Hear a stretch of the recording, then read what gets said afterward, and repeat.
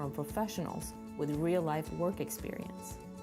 All our programs are based in 3 fundamental principles: work readiness, financial literacy, and entrepreneurship. For example, in JA Company program, young people learn how to start and run a business. In JA Job Shadow, a student joins a mentor in a professional work setting. And students in the JA More Than Money program study the ins and outs of earning, spending, and saving. And these are only 3 of the more than 50 different programs that JA offers. Our network of staff, volunteers, and partner schools reaches young people all over the world, from major cities to rural communities and everywhere in between. And it works, because we pay attention to the needs in each region, and then we customize our programs so that JA students will be ready for the job markets they're about to enter. We even customize our own name. But at the end of the day, we're all one JA, JA Worldwide. And the core of our organization is the same everywhere. JA inspires and prepares young people to succeed in a global economy. Whoever they are, wherever they are, JA activates young people for the future of jobs.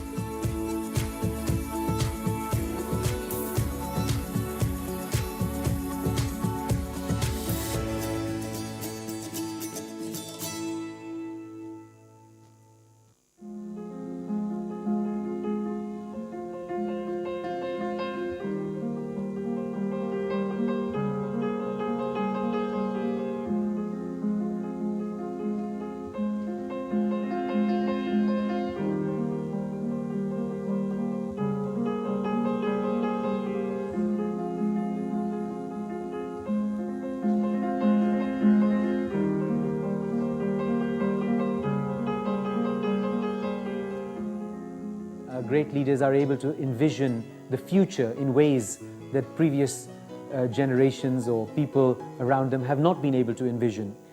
But then to be able to convert that vision into action and to be able to maintain a focus on that vision, that's what makes and defines great leadership.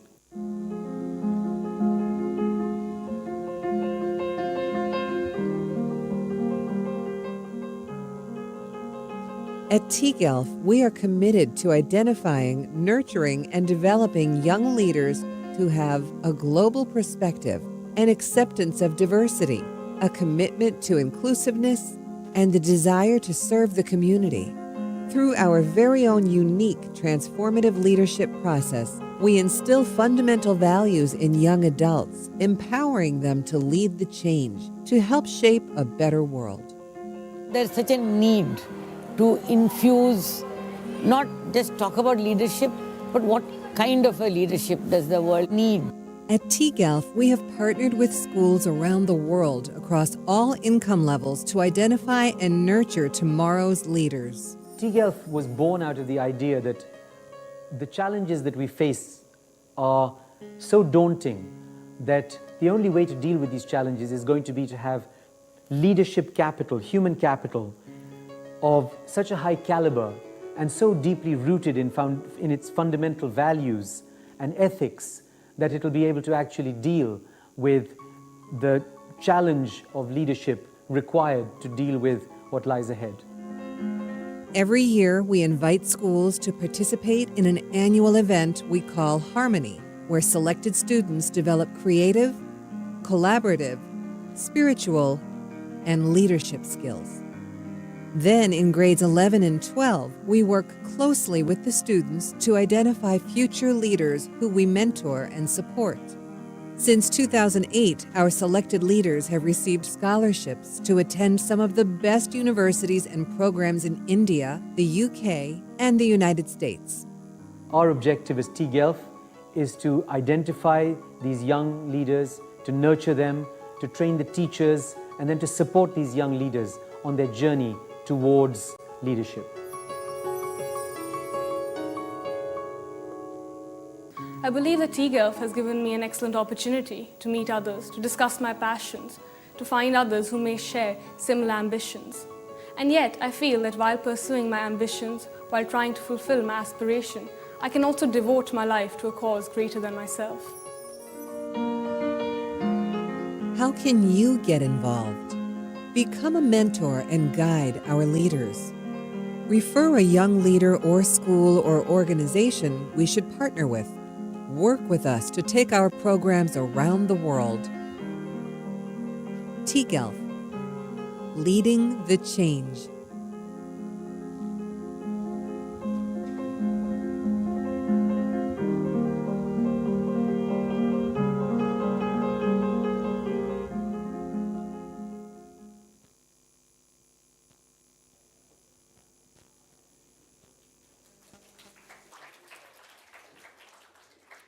Hello, everyone. Welcome to our first session of the day. I'm Mehek, and I'll be your host for the next 3 days. I hope to make this a very fun and exciting and a great learning experience for you all. I also would like to point out that this session is being live streamed. And on that note, we are very glad that you could join us for the JA Asia Pacific Company of the Year Competition 2023. A big round of applause for all of you. Through this competition, TGAF-J India seeks to empower the youth to become problem solvers and job creators instead of job seekers.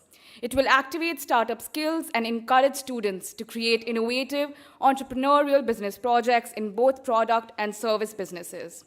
So before we begin the session, we would like to introduce some of our budding entrepreneurs through a short video. Hi, my name is Josephine Lucas. My name is Shashwat Pandey. My name is Riya Garg. My name is Bisu Sakuragi. My name is Lingesh. I'm Daniela Nicole Ramkun. I am Dashita Mittal. I am Darislav Erisha. My name is Shanmin. I'm the Managing Director of Dynamic Enterprise Formulation. The Vice President of Production of Seabasco Steering Company. The Chief Executive Officer of Toti. Yes, I am the Finance Director of course. I am the one of Production Department employees of O&O. The Vice President for Marketing of Paraiba. I am the Chief Financial Officer of Soulsco. The Chief Executive Officer of Kaliasco. I'm the Vice President of Marketing of Sunset from Simple. We are JA. We are JA. We are JA. We are JA. We are JA. We are JA. We are JA. We are JA. We are JA. We are JA.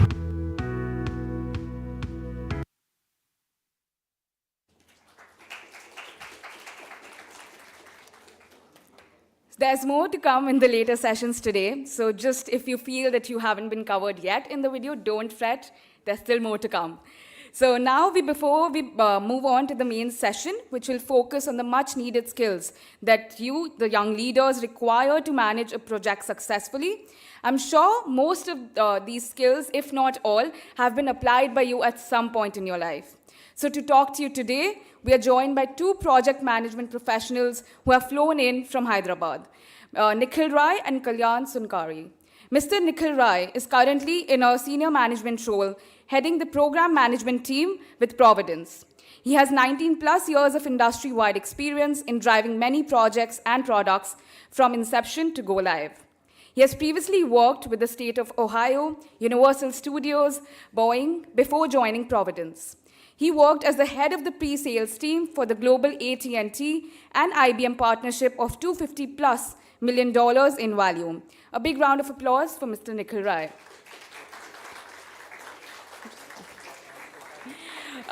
Next up, we have Mr. Kalyan Sunkari. He is a senior engineering program manager handling the BI team with Providence. He also has 13 plus years of industry-wide experience in driving many projects and products from inception to go live. Prior to working at Providence, he was a technical product owner at Merck Life Sciences Private Limited, and he has also held the leadership role as the program manager at Accenture. A big round of applause for Mr. Kalyan Sunkari. We welcome you both, and over to you. Hello. Well, I'm not going to stand here and talk for an hour and have you guys be quiet, so don't expect that. I want everybody talking back to me, so that's pretty much required. My name is Nikhil Rai, but I just go by Nick. Do you want to play the thing? Oh, cool. Okay. Do you want to give it to me? Oh, okay. No, I just want to click it. Oh, cool. You stole it. Okay. So we are from a company called Providence Healthcare. We are a US-based company, a healthcare company. We're probably one of the biggest in the United States. We are basically based out of the West Coast, where we have 120,000 caregivers. We call all our employees at Providence as caregivers, not as employees. So we live by the vision, which is health for a better world. We live by it every single day. We work by this vision. This is what is important to us, and all our projects, our engineering work, everything else comes back to this vision. We also have these values, and we literally talk about these values every day, all through the year. So you have compassion, dignity, justice, excellence, integrity. This is very much important. We have been in India only for the last 3 years. We are in Hyderabad with 1,300 caregivers, so it's pretty big. We started during the whole Corona time in Hyderabad, which is really crazy. When everything else was shut, we were starting back up there. And yeah, that's a little bit about Providence and Providence Healthcare. Let me move on. The journey that we are in Health 1.0. Everybody knows about healthcare. This is where we are, the physicians and the doctors, and when you go to the hospitals, this is what we are. But we're all headed towards healthcare 2.0. That's what we are doing in Hyderabad. That's what we're doing in the US. What's it all about? It's about bringing technology, bringing cloud. So if you know about healthcare, you have a lot of sensitive information about all your customers and stuff like that. But we were all afraid about using cloud, using technology. But now we're starting to move all that information to the cloud. We're trying to bring the engineering and the technology that you have in finance into healthcare. It's easier said than done. It's not been done for ages. And we are one of the leading hospital or healthcare firms trying to do this. So it's pretty big for us. And yeah, so it's a little bit about Providence Healthcare and our journey in US as well as in Hyderabad, India. So. What we're here today to tell you about is introduction to project management, stakeholder management, and risk management. We also want to give you some tools for project management, which hopefully is going to help you in your ventures, in your companies, and stuff like that. I had a quick question. When we were looking at the Company of the Year documents, we saw all these really awesome titles as managing directors and COO and CEO. Did you guys have project managers, program managers? Anybody? No, nobody? Nobody had a PM title in your company? Not a single one? So who did all the work in your company? The CEO, the CEO? Yeah? Who handled the delivery of the product delivery? You all had product managers? No? Yes? Which country are you from? Philippines. And you all had product managers? Awesome. And nobody else had project managers and product? We had a production team. Okay. Yeah, so you had a product manager, right? Yeah.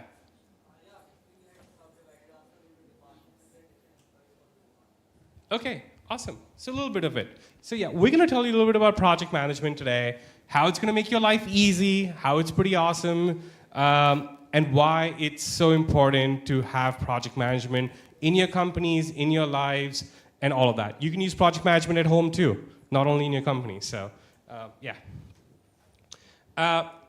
Something that we think about project management, it's also about the knowledge, the tools, the techniques. It all comes together. That's what project management is. There's no one-click button that just says, hey, project management, you've done it, you're a project manager now. So there's a lot of different things. We talk about scope. Anybody know what scope means? Project scope? Yes? You have to speak louder. Basically the range of the targets that you are, like the goal that you are trying to accomplish. Yeah, you set your goals, you said that this is what I'm going to do when I start a project or a program and stuff like that. So it's pre-decided and it can change. It always changes. You have cost. Communication is so important for project managers, and quality and schedule and risk management and stakeholder management are the two things that we're going to talk to you about today, that these are the two things can make or break you. So we're going to have Kalyan who's going to go more dwell into it. Resources, procurement. I'm sure you guys all did procurement, right? To make your products and all that. Did you have like processes, or did you just go to the market and say, hey, I'm going to buy these 10 things and go and make a project? Did you all make a plan on what you're going to procure? Stuff like that. Yeah, so that's all project management. So I think you guys have all done project management. You just don't know that you've done project management. So that's the cool thing about it. So. I had a question for you guys. I mean, I'm not trying to convert you guys to project managers. It's pretty awesome that you guys have got your own companies and stuff. Hopefully you can hire some project managers in your companies. Anybody, what do you think the answer to this question is? What's the number of PM positions to be filled every year through 2030 across the global management industry? Any idea per year across the world? Any guesses? Come on, you can guess.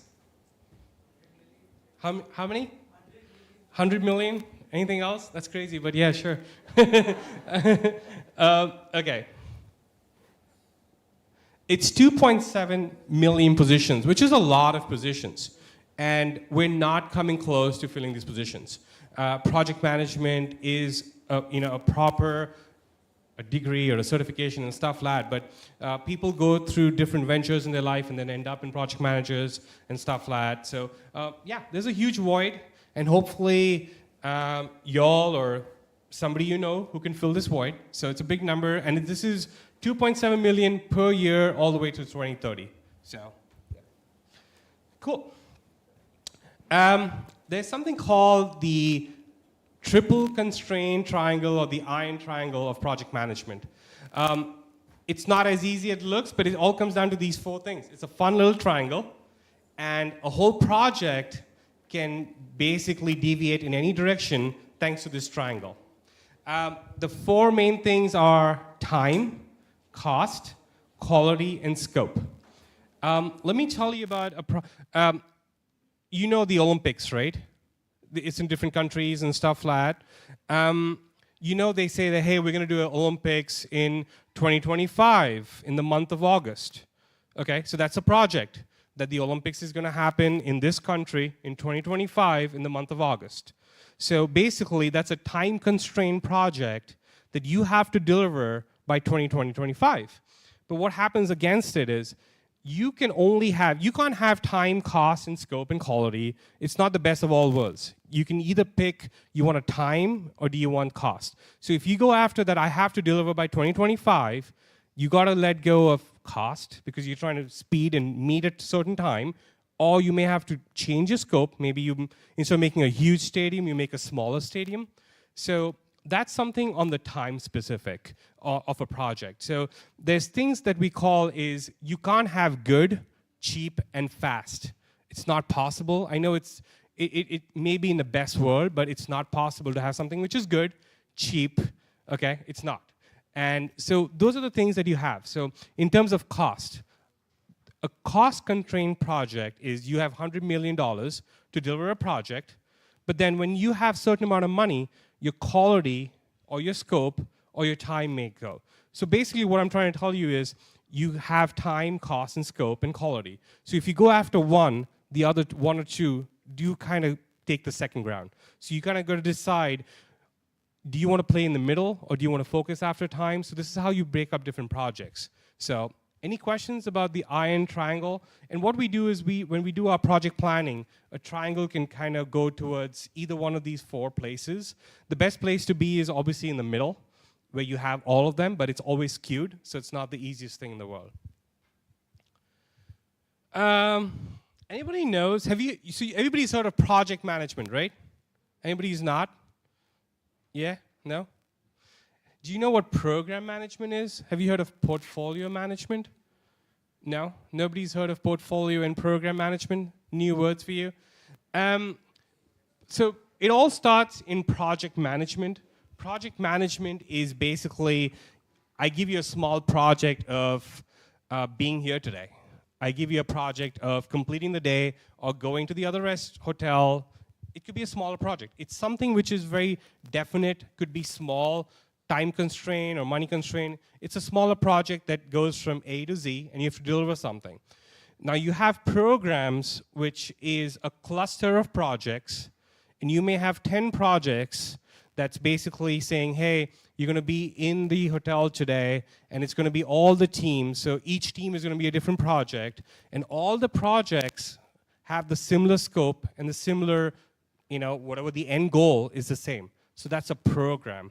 So that's the main difference between a project and a program. So you can have multiple projects that are all leading towards the same goal of the program. You also have something called portfolio management. That's pretty big. That's basically on the business level. I know it's pretty big. So you guys are starting your companies and stuff like that, or you already have. You're going to have a portfolio, which is basically, hey, this is my portfolio for my business.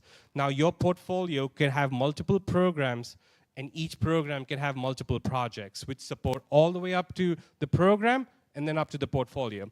So the main things is you look at project management as delivering the scope, the quality, and stuff like that. Program management is you're handling the stakeholders, and portfolio is always aligned to the overall business. So this is how you differentiate. There's two different things in project management. I think the people from PMI would probably talk about it. PMI was always, and project management was always about waterfall. The whole waterfall way of doing things was you do A, then you do B, C, D, E, F, and it always, you can't do C without doing B, and you can't do B without doing A. And that's basically, this is the waterfall way. And we've been doing this since, I think it started back in World War II, if I'm not mistaken. People had set it all up that, hey, you got to do this. If you want to shoot a gun or artillery, you have to do this and this and this and this. So this is a very old model, and it's worked. It's worked fantastically. It also works in this day and age. How about making a car? Can you have to make the wheels, then you have to make the chassis. Can you make maybe the engine afterwards? And then, hey, here's your car. So you have steps that lead up to making a car. It goes to the line of production. So they use a lot of waterfall.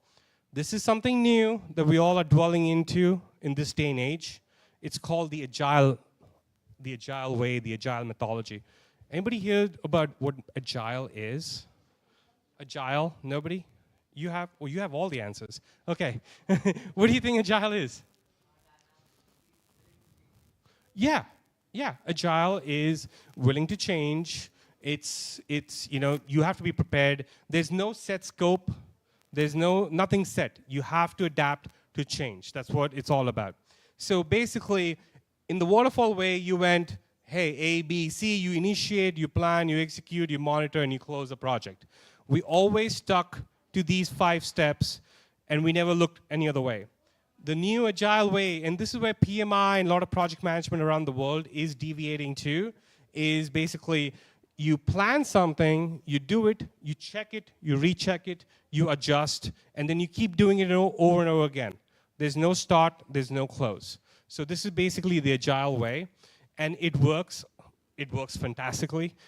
We have sprints and all these other things. So that's a whole different way of doing things. Some companies are fully agile, some companies are waterfall. There is no right answer, okay? So I'm not saying waterfall is good and bad or agile. It's basically what works well for your company. You can plug that in. So that's basically waterfall and agile. Here, anatomy of a project manager. So anybody except you can help me answer these questions because you have all the answers. I'm going to ask you these questions. So this is what we feel. We found this on a lot of PMI pages and stuff like that. What do we think a good project manager needs to be? What do you think I for detail means? Come on, you guys have to talk.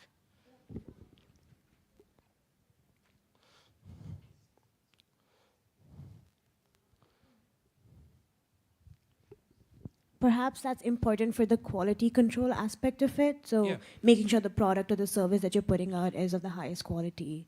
Yeah, you always have to hire. And then you have head on straight. What do you think head on straight means? Oh, no, not you again. Okay. Anybody else? Head on straight, okay. Like a lot of decisions could be theoretical, but whether you can actually implement them with the resources you have available. Yeah, love it. Awesome. Gift of jab. That's kind of cool.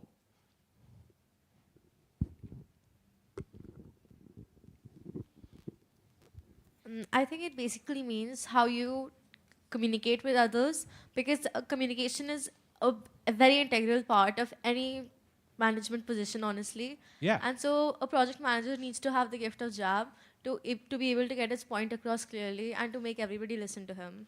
Yeah, him or her. Him or her, yes. Yeah. Very good. I love that. Yeah. So I agree. Communication is so important. We have something called, we make communication plans. We actually have full-blown plans that we do for communication and project management. It's so important to communicate and communicate well.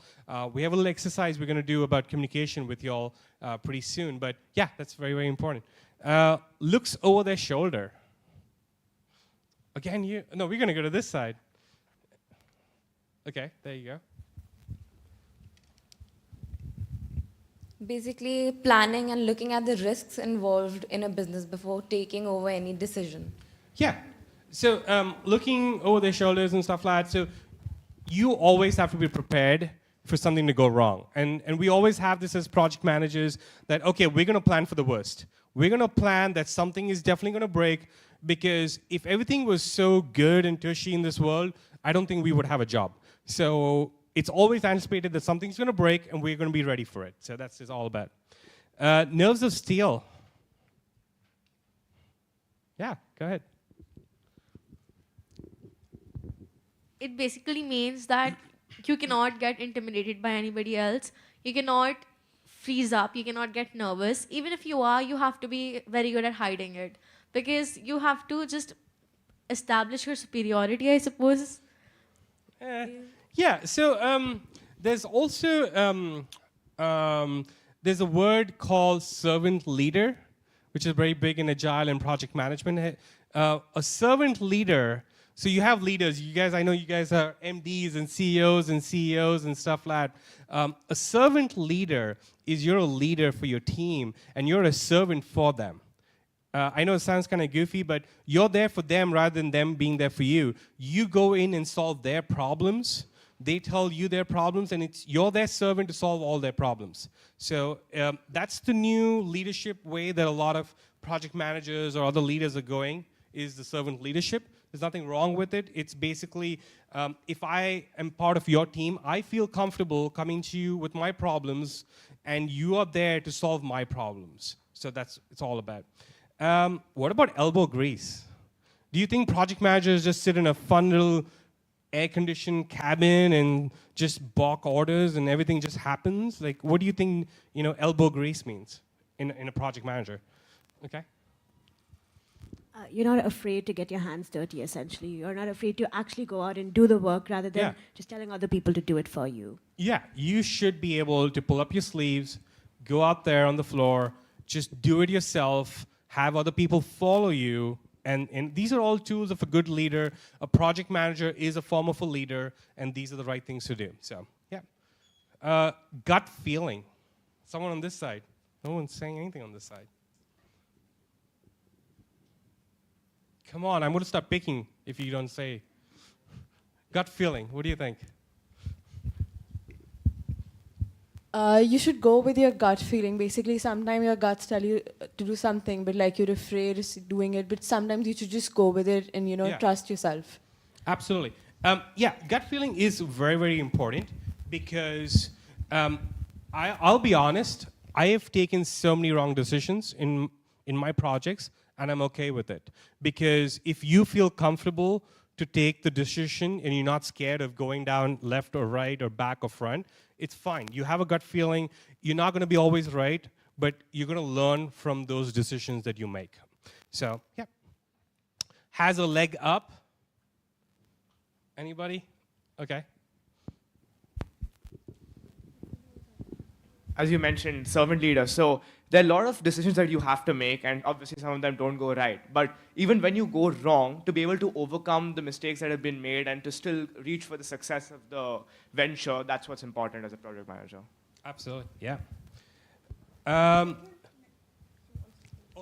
add to that, as a project manager, you always have to be ready to help other fellow employees with their obstacles and problems, even though it's not from your department. Yes, that's awesome. Yeah, always be helpful, always be ready, to go out there and help.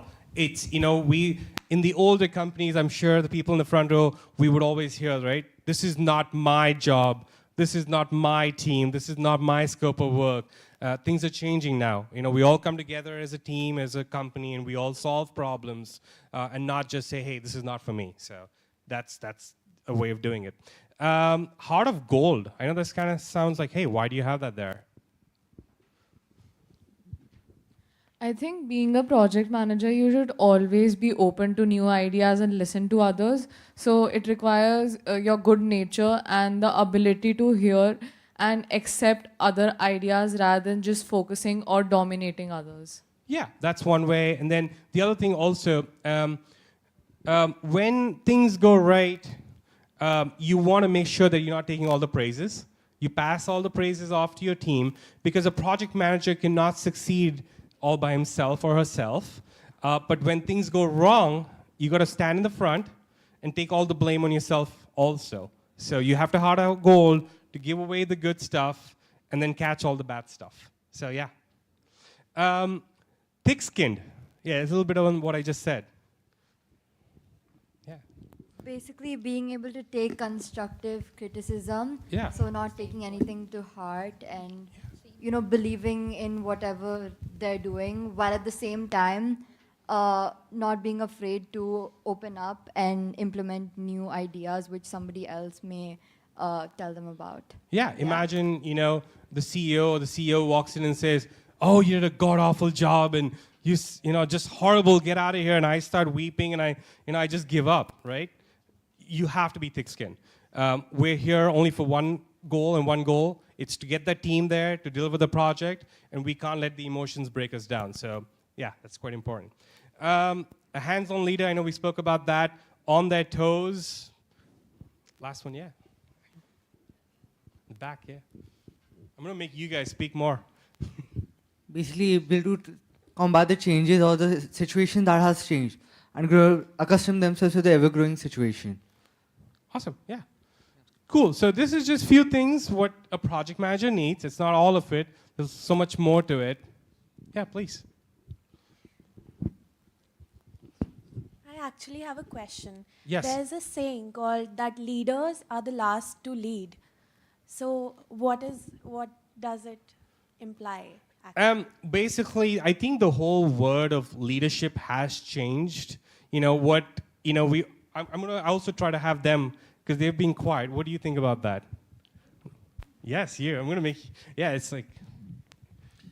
Well, to me, one of the signs of being a good leader is actually not wanting to be a leader, not being hungry for that praise or for the power. And I think this really feeds nicely into the context of servant leadership. Yes. At the end of the day, leaders' goal, a good leader's goal, should be to unleash the potential of the people around them. Absolutely, yeah. We don't want to be power hungry, right? Yes, we're all human beings at the end of the day. Power gets to us. We like to balk orders and commands, but yeah, I so agree. That's the right way to do it. Yeah. Sweet.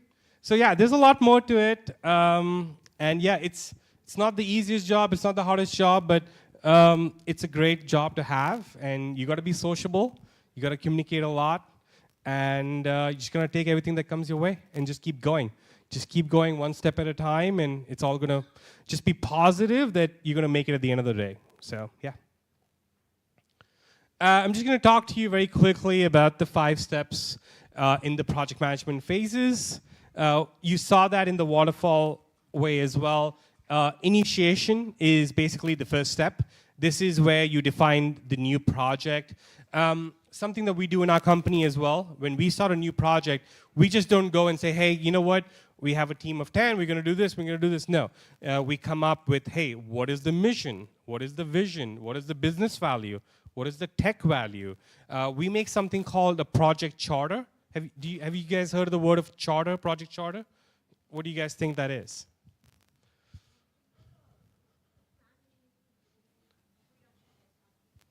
Yeah. Yeah. Absolutely. So it's got a mission, it's got the vision. We talk about risks, what could go wrong, how much money we have. So we plan it all out. We are planners. We plan overly to make sure that everything goes smoothly, even though there could be scenarios that could go all wrong. So we plan for the worst. Okay? So that's basically you planning the vision of the project. That's the first phase of any project.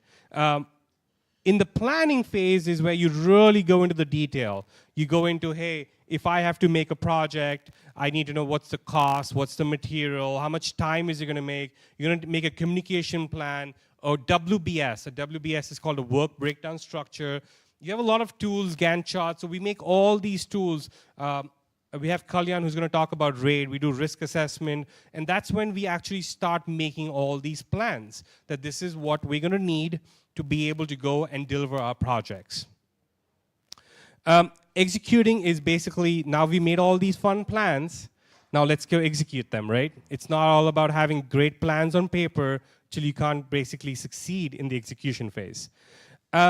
Something that's always happening between the planning and execution phase is you're constantly monitoring and controlling. You may go back, change your plans, and say, hey, you know what, my performance is not as well, the quality is slipping, or the cost is going up. So we're constantly making changes to the planning, and thereby our execution phase is changing. So it's a constant thing till we get to the closing of the project. The closing of the project is basically we bring all the stakeholders together. We say, hey, are you happy? Did we deliver the project that we intended to? Did the scope change?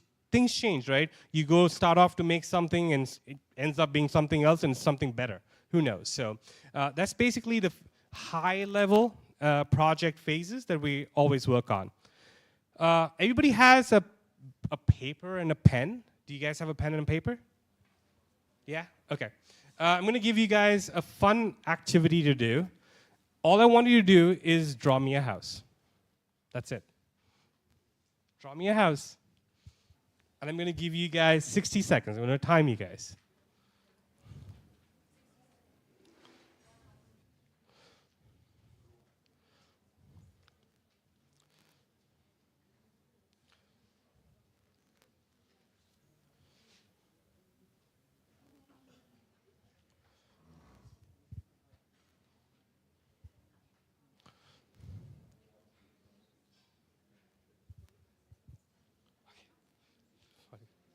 Okay.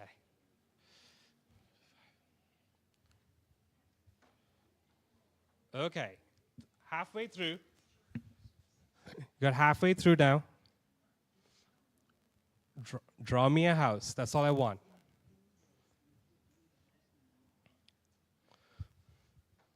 Got 15 seconds.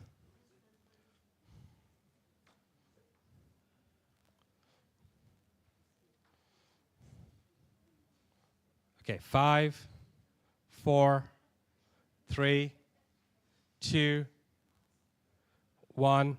Okay, let's all stop. Okay, so we're going to go by countries here. Indonesia, okay. Let me just raise all your paper. Show me a house. Wow, you made all that in 60 seconds? Okay. Okay, you got trees and a fence and all that. Yeah. Lift it high. Let everybody else see it. Only Indonesia, okay. You got a pyramid house, and yeah. Okay, what's the next country? Show me your houses. Oh, wow, you guys went real creative. What is that, a little crate? Oh, the pathway, okay. And you have multiple houses. Okay. A pool, okay. Which country? Oh, you went creative. Oh, wow, look at you. Oh, wow, okay. You were supposed to do it on the pen and paper, but good for you. Technology, okay. Awesome. Next country. India, oh, okay, wow. Lovely. Awesome. What's that, a whole tar? Oh, wow, okay. Nice. Country in the back. Malaysia, okay. Nice. Okay, wow, it's an awesome house. Country up in here in the front, you guys. Show us your houses. Don't be afraid. Higher. Did you not draw a house? Yeah, you. No house for you? Okay. There's just one house in the whole country here? Did you guys make it together? Okay, teamwork. Okay, good, teamwork. And this is which country?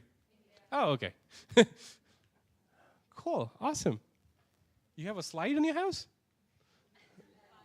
Okay. Philippines.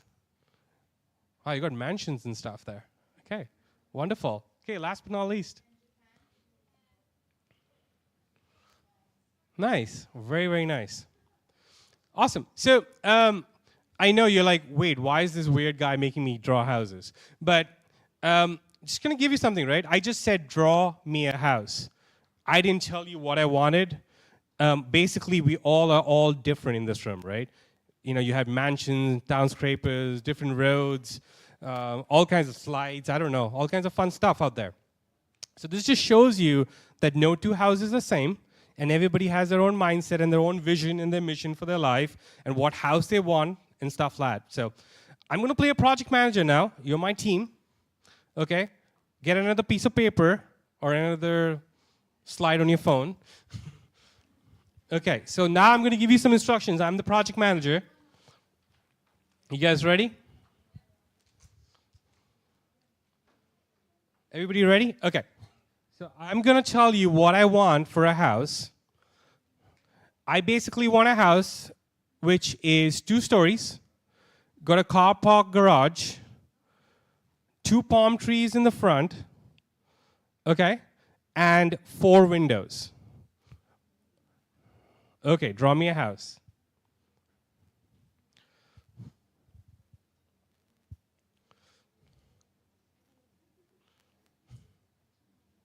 No, too many windows?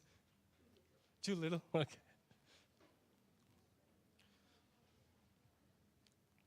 Okay, come on. 45 seconds.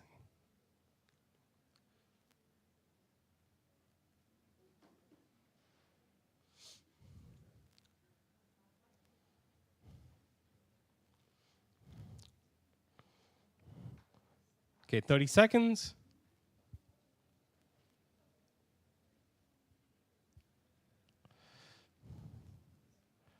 Okay, last 10 seconds.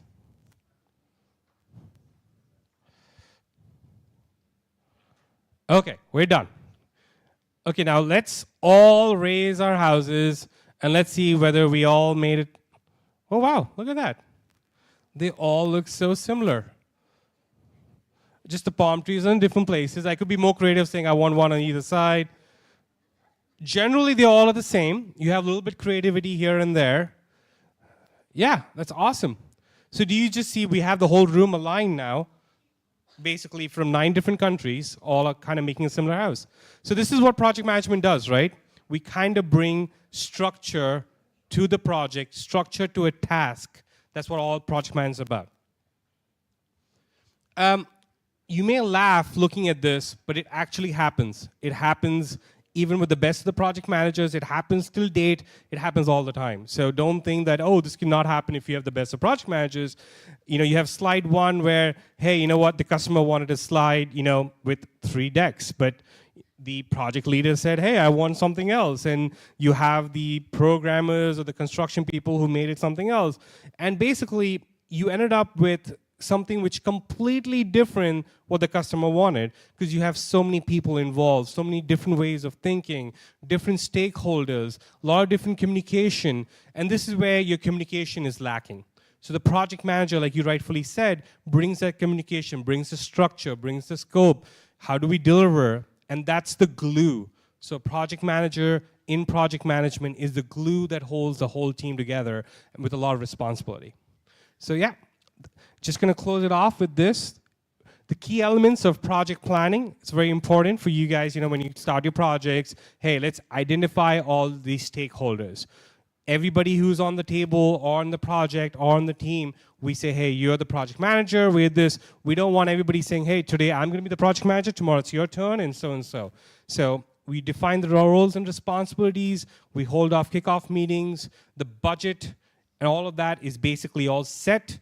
You define what has to be delivered, what is your end goal, what is your mission, your vision. And we use a lot of tools, which Kalyan will talk to you about. And one biggest thing is we always do risk assessment. We always do. There's never a happy world that a project goes all well. And if you don't do a risk assessment, you're not ready for something that could go terribly wrong. So yeah, that's basically a little bit about the project phases. I'm going to pass it off to Kalyan, who's going to talk to you about stakeholder management and risk. and we should be all done. But thank you. I hope I didn't bore you guys, so appreciate it. Yeah. Thank you, Nick, for the wonderful insights. Very good afternoon. Almost it's 12, so yeah, good afternoon, everyone. It gives me a pleasure to be along with these bright young minds in this room, okay? And before we go ahead with the session, I would just request you all to raise your hands. Just participate with me. Just raise your hands. Everyone, yeah? Just gently pat on your back. Yeah, for the wonderful, great projects you've delivered. I've gone through the projects, they're very great, okay? It's really good work. Yes. So while doing your projects, you might have identified your stakeholders, right? So who is a stakeholder? So stakeholder can be a person or a group of people or an organization who would influence your decision making, who would influence your product or the project as well. Okay? They can impact you to have a business outcome of that entire project would be dependent on these stakeholders. So stakeholders can be member of your organization or they cannot be affiliated to your organization as well. You all done your projects, right? You have identified your stakeholders. Can you quickly name who are the stakeholders you have identified for your projects? Yeah?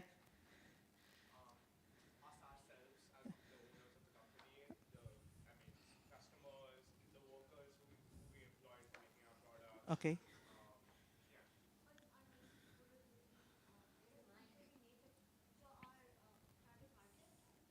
Great. Good. Anyone wants to take some more guesses? Who would be the stakeholders? Yeah? Good. Yeah? Anyone else? The shareholders who invested in the company.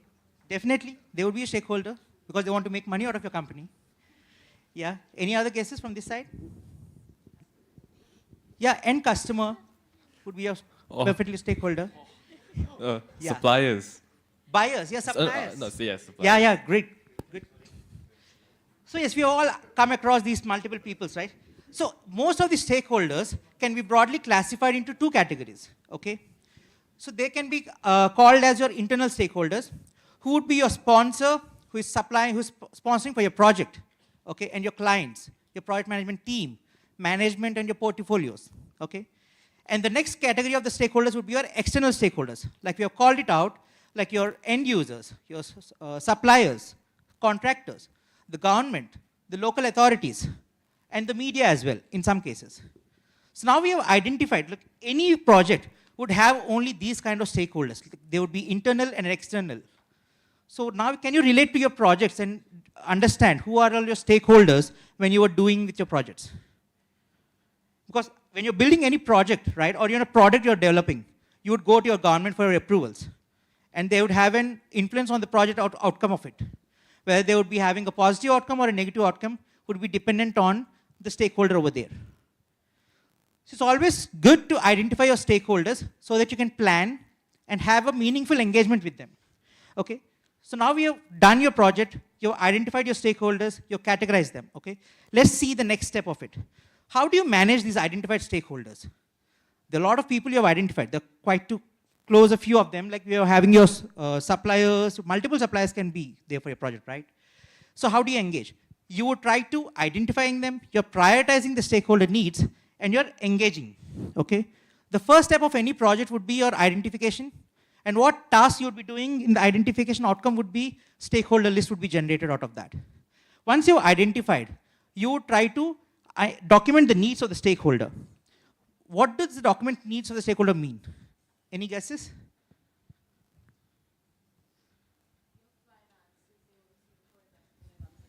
Yeah, that can be one of the need for the stakeholder. And what else can it be? Yes? Sorry, can you come again? Goals and objectives of the company. Definitely, they would want to understand, yeah? The previous year profits. They would want to look at this profits, so say what they're getting into, they want to understand. Last year's performance. Definitely, definitely they want to do that. Also, they want to understand, you should understand what the stakeholder wants to get out of your company. They would try to ask you all these details, but also you should understand what this, as a stakeholder, what are they expecting from you, okay? And you need to document those needs. Because unless you don't document them, you will never be able to meet the expectations, okay? So once you document it, you analyze and their interest and the influence in the project. The stakeholder can be very much interested in your project or might be least bothered. Okay? And they might have a low influence on your project, or they cannot have any very high influence on the project as well. For example, in your case, the government is having very high influence on the project outcome, right? But it's having least interest, because they will not be bothered unless you go or approach them. But as a project manager, you would be having very much high interest on the project, but you will not have high influence on it, because you can only control certain aspects of the project. So once you've analyzed and addressed them, what is the outcome out of it? You would be able to understand where your stakeholder is standing end of the day. So what is his influence over the project? And how can he collaborate with you to deliver your outcome? What is the mutual goal you want to achieve out of it? Now you would go ahead to managing the expectations or meeting the expectations for the stakeholders. Because you've documented the needs, you know what they want. Now you need to meet the expectations. And how do you do that? You take action. And once you've taken action, this is all a repetitive process. And this phase would be continuously throughout all the phases of your project management, like initiation, planning, execution, monitoring and control, as well as your closure. Because this should be continuously processed. Once you establish the communication, should be a very clear and well precise communication. Because without a proper communication for the stakeholders, you would never be able to close, because they would have their other expectations out of the project. And you're going to end moment for them, they would say, this is not what we expected from you. We are expecting something else. That would be a big surprise for them. So I hope you might have all done this as part of your exercise when you're doing the Company of the Year project, right? You've reached out to the stakeholders, you've understood their needs, you've done documented their needs, and then you've delivered them as well. Cool. Let's go ahead. So now we have seen, we know what's the interest versus the influence grid for the stakeholder is. They can have high interest and low influence. They can have high interest and high influence on the project, or a low interest and low influence, and a low interest and high influence. Now I just need one volunteer from among you people who can just relate with your project and categorize which one would fall into which bucket. Yeah, please. Great. High interest, high influence will be us and our customers. Customers would be what? Sorry? High interest, high influence. Okay. They decide what a product is, and they are the ones who are buying it. If they don't buy it, we don't have a company at all. That's a good answer, but customers might not have an influence on the product, right? Because they would be interested in the product. But the influence would be done from the other stakeholders, like for example. Don't they decide what exactly the product is? Like, if, for example, if I come up with a product, but it doesn't meet the consumer needs, then it is absolutely worthless.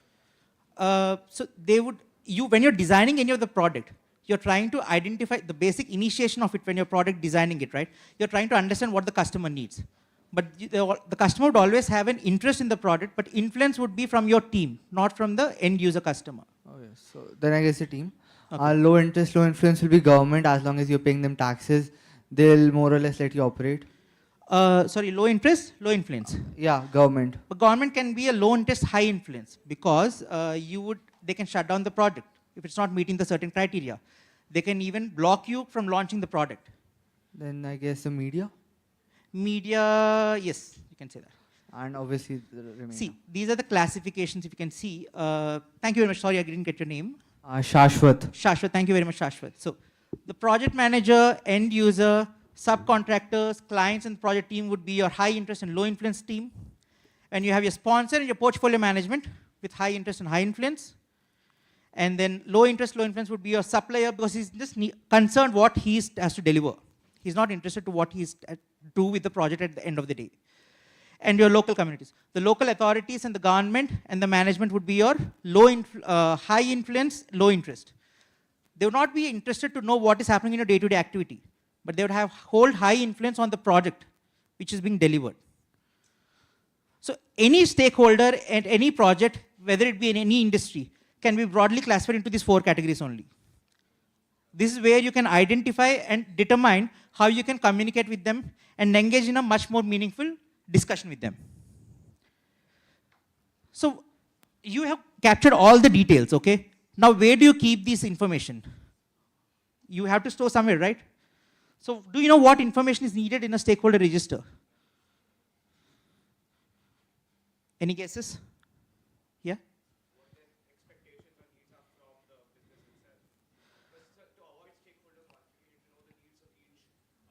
Great. Okay.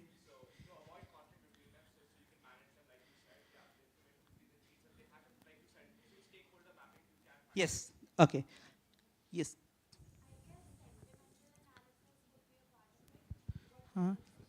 Yes. Definitely.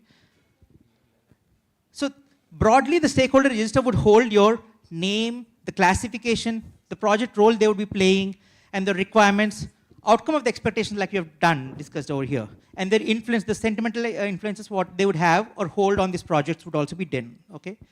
End of the day, the stakeholder classification is also done as part of this register. So this is a sample how a stakeholder register would look like. They have captured who are all your stakeholders and what are the roles in the project and how they are influencing their classifications and all. Okay? Cool. So now you have assessed, registered the stakeholders. It's nothing but a logbook for you, okay? You've identified all your stakeholders, you've registered them. Now you need to assess. Because stakeholders can be of many categories. Sometimes they would say like, I'm not aware what you're doing as a project. And someone can be, I'm resistant, like you're suggesting a change, but they would be resistant to you and they would say, I don't want this change to happen. And they can be neutral. I would say, I would neither contribute, I would not even approve or disapprove for this thing. But ideal scenario would be to have a support to stakeholders throughout your project. And I believe that would be very difficult to achieve, but that's the ideal scenario where you want. So when you have a support to stakeholder, you would be working along with them to achieve your mutual goals towards the end. So that would be very much needed. So you have, in this assessment, you're seeing where they are currently present and what you want to be towards the end of the desired outcome of the stakeholder. With mutual and constant engagement with them and having a clear and precise communication plan with the stakeholders, you can move them from the current position to the desired outcome. So if once they move to the supportive role of the desired state, that's the best thing you can have for your project. You can deliver wonders. Cool. So now let's take a simple small case study, okay? Everyone is interested in the movies and I'm a very big fan of Tom Cruise and all. So what do you think would be a stakeholder in your movie making industry? Any guesses from across the room? Yeah. The actors of the movie. Yeah, great. They can be a stakeholder. The director. Popularity of that movie. Sorry? Popularity of that movie. Popularity, like you mean to say the customers or the consumers who would be watching the movie? Yes. Yeah, great, yes. The director, the producer. Yes. The scriptwriter. Yeah, you're going through the entire list, yes. Good. Anyone else? Or the government or any political influence in Great. the movies. That happens especially in India, so. The censor boards and the unions are there. The censor boards and the unions. Definitely, they can be a stakeholder. The investors and the people who are The funding producers, yes, definitely. funding the project. Yeah. Pressure groups. Can be, yes. Then if the movie is on a particular subject, then the subject of that movie, so if it's a documentary, then the person Definitely, yes. From here, behind. Yeah. What about the media partners and those who provide the places for the Definitely. shootings? Great. So we have identified, you're bracketing them, right? They are having influence on the movie outcome as well. And you have seen, so this list of it is like you have your directors, lead actors, and you have your story writers, music people, and all the support staff who are there, and your camera personnel. And the list goes on. You have your executive producers, you have your studios, production lines, and you have your government and the local authorities for the permissions to do the shooting in the respective places. So you're able to identify, right? Now there's a stakeholder for your company as a project when you're doing it. These are the many lists. When you do and you deliver it, you'll be able to have a successful delivery for the project. So now moving ahead for the next topic for the day. So what's the risk? Definitely. Risk can be anything which you're not planned for. It can happen at any point of time. And as part of your project management, you want to plan and initiate, at the initiation phase itself, to identify your risk, to have a possible outcome, and to analyze what outcome would be of the risk would be impacting the project. It can have a negative outcome or it can have a positive outcome of the project. And once you've identified it, you need to prioritize the risk. The risk can be of a high risk or a low risk and a medium risk. If you're not categorizing them, you will never be able to understand what is the impact on your project. Okay? And the most important thing is to have an assigning of a risk owner. So what happens is, like, there's a scenario. We have done the wonderful project management. We have identified the risks, we have analyzed them, and we have prioritized them. But we forgot one crucial thing, to assign a risk owner. Now, once the risk has occurred, everyone would be waiting to someone else to step up and deliver or work on that. And it's a waiting game, right? So the most important thing when you're doing a risk management is to identify your risk owner who would be taking care of addressing the risk. And you always should have a response of the risk, like you have a risk response plan as well. Once you've done this, you're doing a monitoring of the risk. So in your projects, you have come across multiple obstacles, right? Those are the risks. Some of them you might have anticipated, and some of them you might have not anticipated at all. They have been just thrown at you. But what you do is, like, you just analyze what is happening at the point of time and try to overcome those risks. Okay? So let's see the different types of risks. Okay? We have studied about the scope creep. Now, let's assume that I am a toy manufacturer. Okay? For me, the initial requirement is to be given is the toy or the doll should have 2 legs, 2 hands, and a head. Nothing more. Now, I've gone ahead and I've developed that doll. Now, the feedback has come saying that I want the hands and legs to move and the eyes should close and open. Now, that's the scope creep for me, because it was not discussed initially that legs and hands should move and the eyes should close. Now, what would happen if a scope creep occurs? It would result in your cost to be increased, because initially you have planned only for a certain aspect of it. Now you have to procure more and more materials to have these moving parts in the doll. Now, once the costs are involved, what would impact the project? It's the timeline. For me, the go-to-market date for the doll is August. Now it has been pushed to December, because the doll entirely, the scope has been changed, and I can't deliver it on time. And this is in turn relating to me increasing the cost of the doll. And the next thing would be technology. I have only procured a small unit to just make the dolls, which are just standalone. Okay, now I have to improve my technology to have all the moving parts in this doll. This is again in turn resulting in me having a more cost inputs for the project, right? Now going ahead, you have your people. I don't need a skilled labor initially, but now I have to hire more skilled labor, because it's having a complexity of the doll has increased by tenfold. Okay, and this again is resulting in your impacting your cost as well as your time, because you can't hire people, skilled labor easily at the moment's notice, right? You have to have planning for that. Now going ahead, you would also have to have a clear communication at all these phases with your stakeholders. If you don't communicate with them, you will not have a clear agenda. Like, stakeholders would be still expecting the doll would be delivered by August, but you are not ready to deliver it by August, right? You are delivering it in December. So clear and concise plan with all the stakeholders involved is very much needed when any of the risk is occurring. And the last you have to see is the procurement. We have seen during the COVID times how the supply chain in market has been disrupted because of this procurement mistakes. People have not anticipated what the supply would be and the demand would be, and this has resulted in long wait times as well as spike in the inflation of the cost of the products. And most of the major sectors have been impacted because of this. So these are the 7 risks which would hamper any project, and you should always plan for these type of risks in your project. So, and as a part of a project manager, you need to always have an understanding what a RAID means. We have discussed so far. Can anyone take a wild guess what RAID means? Any answer, it's fine.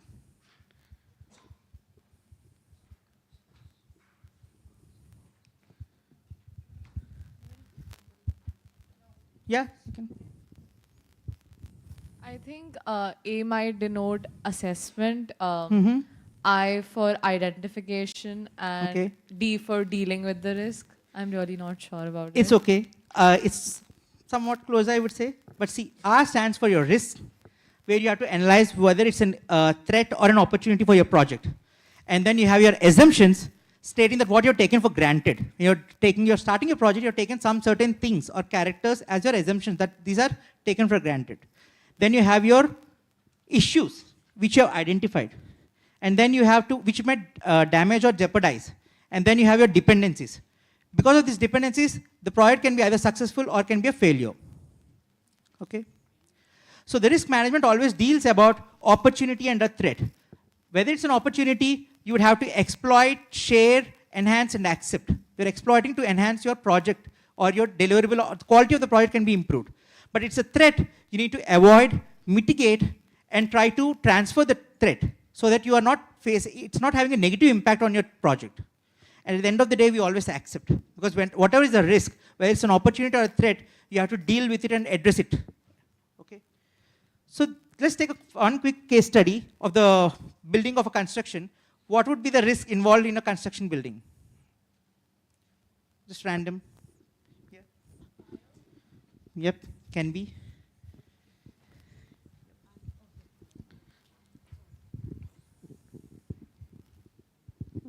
Making the building safe enough to handle any earthquakes or anything. Definitely. If the building does not get sold, like ensuring that there is need or demand Costs for it. involved, yeah. Value of that land might depreciate. Definitely. So that's again an opportunity as well. When you're constructing, the value of the land is depreciated, it's an opportunity for you to make more out of it. But if it has increased, then it's again a negative threat for you. Okay? So you have identified and classified. Some of them can be an opportunity and some of them can be a threat. Because material cost has come down. It's a profit for you because you're building and you can procure them in bulk. The land prices have gone down.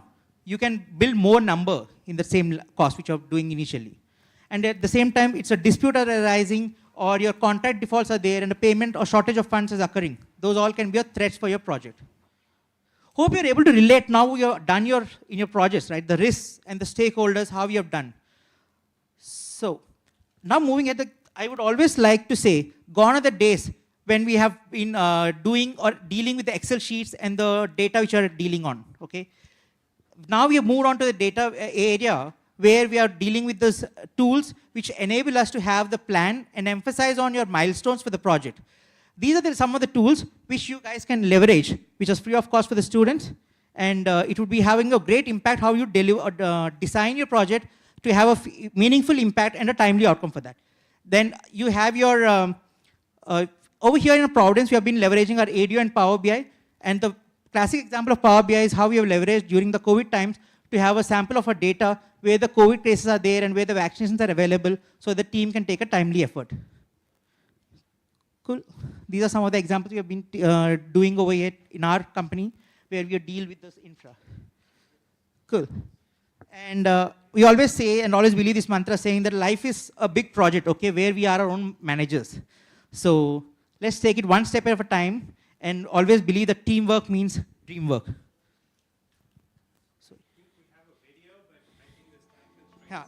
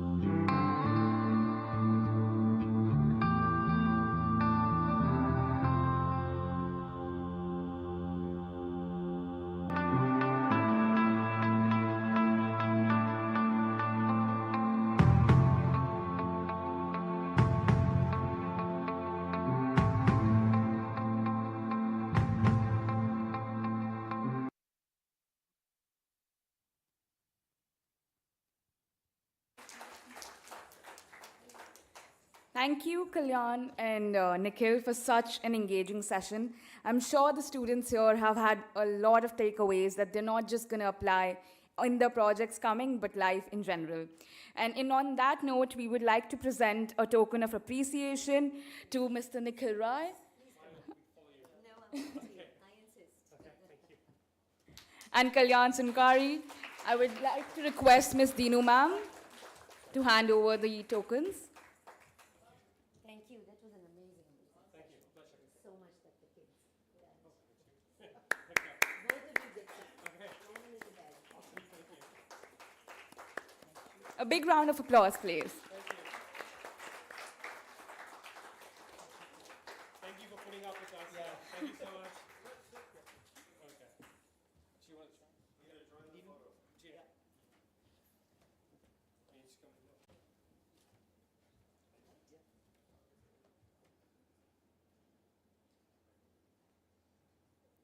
Thank you all.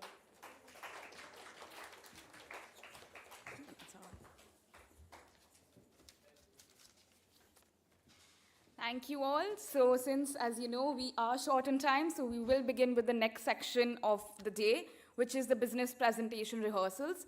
And I would request only the students to be here. Everybody who is not a student, which doesn't mean student in life, student right now, can step out, and then we will begin with the presentations. All chaperones, observers, senior leaders into basic. As well as the chaperones and the observers can step outside, and we can just have the students here.